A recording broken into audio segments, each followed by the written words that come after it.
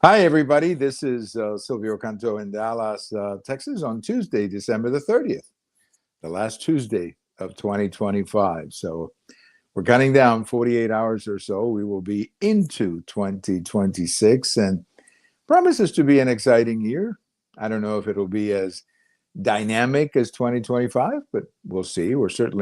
I think there's going to be a lot of stories, and probably the biggest one, of course, will be the midterm elections in November, but there's going to be a lot of in between stuff between the beginning and November when we have our midterm elections here in the United States.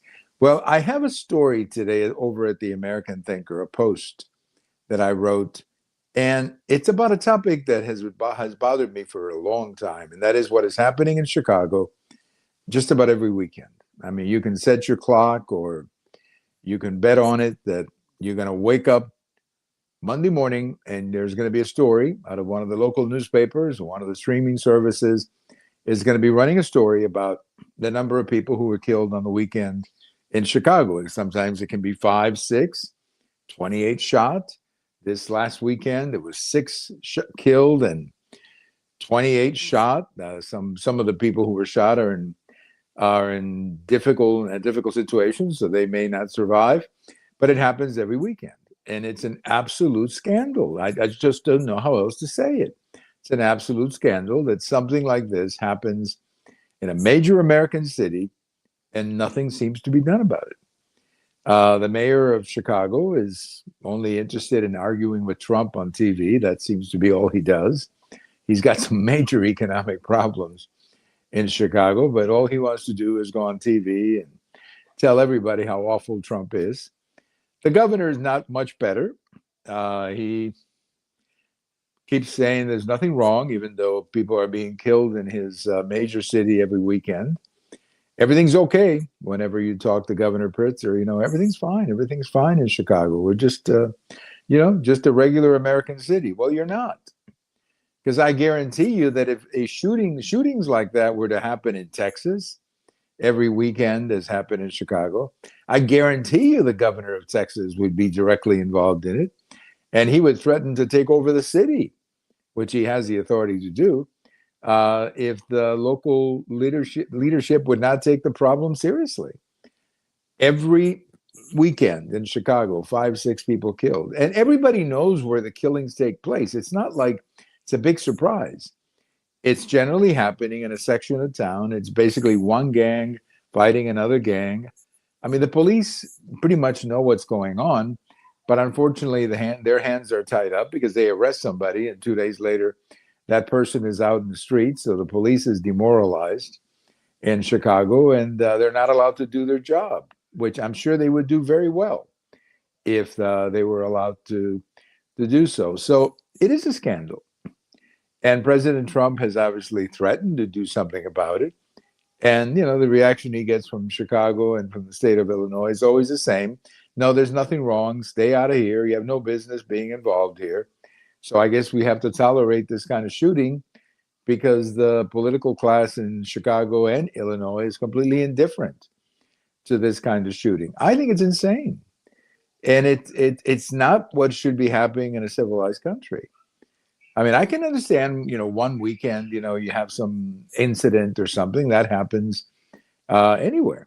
But when this is a weekly occurrence, it's almost like every Sunday night, if you turn on the TV at 10 o'clock, local TV, to watch the local news, there's going to be a story about people being shot in Chicago. It's almost like a guarantee. It's got to be pretty depressing if you think about it.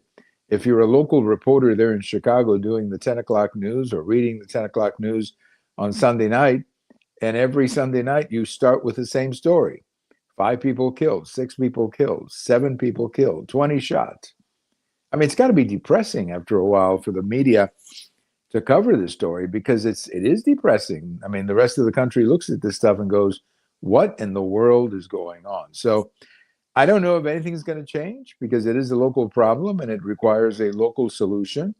I guess about the only thing that I would encourage the people of Chicago to do is change political parties. Just vote for somebody different than the ones you've been voting for. And maybe that way there will be a solution to this problem. But, it's not really about statistics. I know people like to play statistics, but the bottom line is too many people are being killed in Chicago. Too many people are being shot. And the governor could fix the problem very easily. All he has to do is say, I am going to put 1,000, 2,000, 5,000 troops. He's got them. All he's got to do is activate the National Guard, the Illinois National Guard, and place soldiers in different parts of the city where the violence is happening and protect the citizens. And by doing so, it frees up the police to go out and do other things that they can handle somewhere else. So you would basically be protecting the police and giving the police a break from having to be directly involved with this every weekend. And it wouldn't be that difficult to do. It wouldn't be that hard to do. As I say, all you have to do is activate the National Guard, the Illinois National Guard, put them at different places, different corners, and take care of it. And the problem will go away, or at least it will be minimized significantly when you have that kind of presence in the city. But the governor won't do it. The mayor just likes to argue with Trump. That's all he likes to do. And the shooting goes on. And that's all I can say. So every weekend, you read about a kid who was killed in Chicago because he was in the wrong place at the wrong time when the bullets were going. Bullets were going back and forth, so a kid in Chicago is killed. That's the way it is. That's the way it is in Chicago. They need a change in leadership. If there's a state, well, California too, but if there's a state in the union that could use a change in leadership, it's Illinois, and definitely the city of Chicago. Well, you may have heard the story about people are angry that the Kennedy Center they didn't change the name. I guess they added the name of Trump. I frankly don't care one way or the other. I'm not going to get all worked up about it. I think I've heard that some artists are not going to perform because I guess they object to the name of Trump being on the name of the theater or whatever. Frankly, if they don't like it, they don't like it. But lots of others will enjoy it. Lots of people will enjoy the facility, and it goes on. But I think people get all worked up about these things. They all worked up about these things, and honestly, I don't understand what the big deal is. The Kennedy Center, I'm sure that it was named after President Kennedy after he was assassinated, I assume. So it had a different name before that. I don't know how long it's been around. And, the idea that you cannot change the name, just like an airport, airports change names. I mean, it's just ridiculous. It's just ridiculous. It's an overreaction, I think, by some people to what shouldn't even be a story. Shouldn't even be a story. Again, I don't care what they name it. It doesn't bother me one way or the other. If they want to keep it Kennedy Center, that's great. If they want to name it Trump Kennedy Center, that's okay too. It doesn't really bother me. And it really shouldn't bother people, but everybody gets worked up about these things. Many of these people, anytime you bring Trump into the conversation, they just lose it. They lose it completely. All their common sense goes out the window. And it's all about Trump, and it's all about Trump. And frankly, I just think it's important for these people to stop all this pettiness against President Trump. Well, there's a big scandal brewing, if it hasn't exploded already, up in Minnesota, about all this money that was going here and was going there. And I understand the temptation to politicize it. I'm trying to keep my distance from it. I will tell you one thing. The best place for me to get information about what's going on is the Powerline blog. These are three attorneys up in the Twin Cities who've been writing about politics for quite some time, and they do a great job covering this because, they know the area. They're local guys. They know the area quite well. And they're appalled by what they say is the incompetence, potentially the fraud in all of this.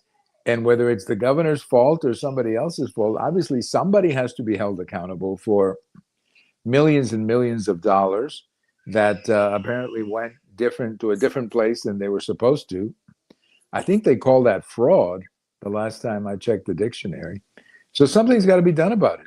And it's really up to the governor of Minnesota to take the initiative and say, hey, look, something went wrong here. And it went wrong on my watch. So I'm responsible. And we're going to look into it, let the chips fall where they may. That's what he needs to be doing rather than, trying to avoid the issue or bring in other distractions like they always like to do. I've got a post coming out tomorrow, Wednesday, about New York City. New York City is going to step on some very bad times here because the new leadership coming in does not seem to understand that if you really want to address the affordability problem, going after the people who produce by raising their taxes or going after the landlords is not going to fix anything. If you want to fix the affordability problem, build more apartments, build more homes, bring in more business. That's how you deal with this. But, they want to talk about rent control and putting more pressure on landlords. That's not going to make the problem go away. On the contrary, it's going to get worse because more and more landlords are just going to, leave the area and leave their apartments or their buildings completely, uh, empty or whatever. And you're not going to fix the affordability problem that way. Again, if you want to fix affordability, you need more construction, more buildings, more apartment buildings, more homes. That's how you fix it. And then on top of that, you got to bring in more business so that there are more jobs and more demand and more inventory. That's how you do it.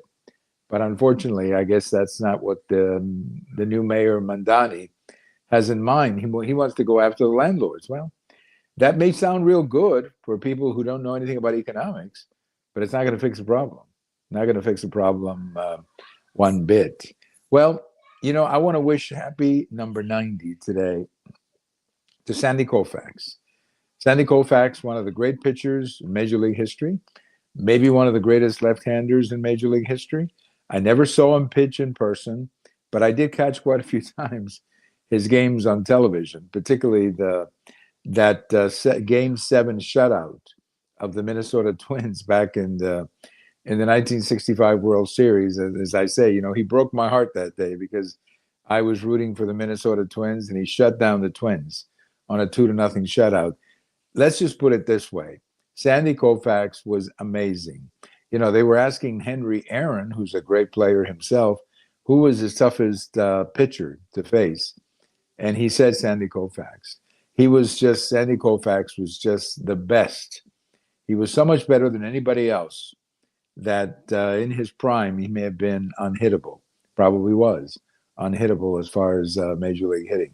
So we wish Sandy Koufax a very happy number 90. I don't know what he's doing these days. I know that at one time when he retired from Major League Baseball, he was doing the NBC Game of the Week or the World Series and stuff like that. I don't think he's doing that now at age 90. I did see him, though, in the last World Series when the Dodgers were playing in the World Series, and he was there, I guess, doing some interviews. So I'm glad that he's doing well. And I just want to tell you that he was an absolutely amazing pitcher. And I wish him a very happy number 90 to Sandy Koufax. Wow, that brings back a lot of memories, a lot of baseball cards, a lot of games on TV that I used to watch with Sandy Koufax pitching. Thank you for listening. This is Silvio Canto in Dallas, and we'll talk to you later. Bye-bye, everybody.